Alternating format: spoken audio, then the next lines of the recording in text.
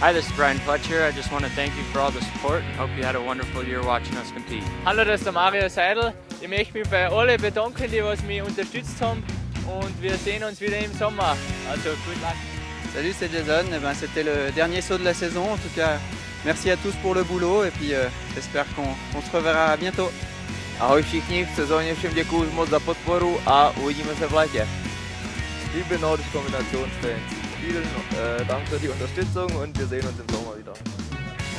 こんにちは、日本の皆さん。今シーズンの応援ありがとうございました。また夏に会いましょう。ありがとう。Hallo alle sammen. Tusen takk for støtten vi har fått i hele vinter. Det har vært en veldig fin sesong, og vi ses til sommeren.